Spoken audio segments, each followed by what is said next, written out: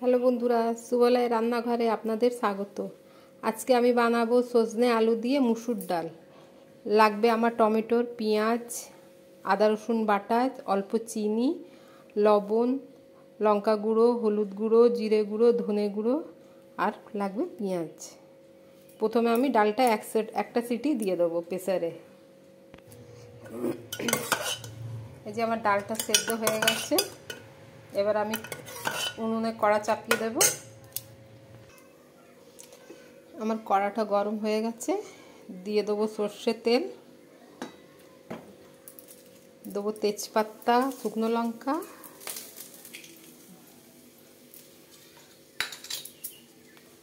দিয়ে দেবো হিং।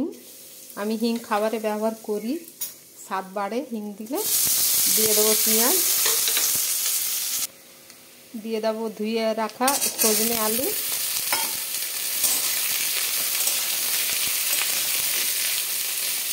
অল্প হলুদ দিয়ে এটাকে ভাজবো। দেবো হাফ চামচ আদা রসুন বাটা, আদা রসুন বাটা দিয়ে অল্প ভাজবো।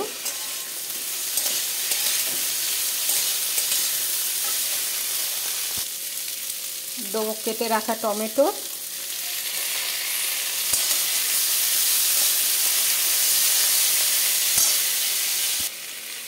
সব মশলা একটা একটা করে দিয়ে দেবো। দিলাম জিরে গুঁড়ো, ধনে গুঁড়ো, লঙ্কার গুঁড়ো, হলুদ,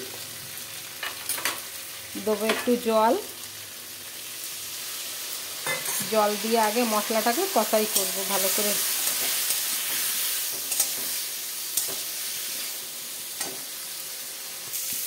দিয়ে দেবো স্বাদ মতো লবণ আর অল্প একটু চিনি। আমার মশলাটা কষানো হয়ে গেছে। এবার দিয়ে দেবো গরম জল। এই যে আমি গরম জল চাপিয়ে রেখেছি আলাদা।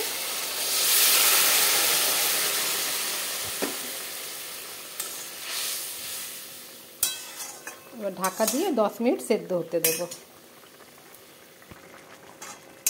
আমার আলু আর ডাঁটাটা সেদ্ধ হয়ে গেছে। এবার সেদ্ধ করা ডালটা ঢেলে দেবো এতে,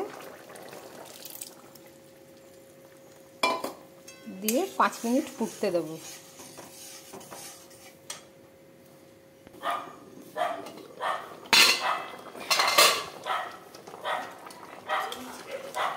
আমার সজনে ডাল রেডি। দিয়ে দেবো অল্প গরম মশলা।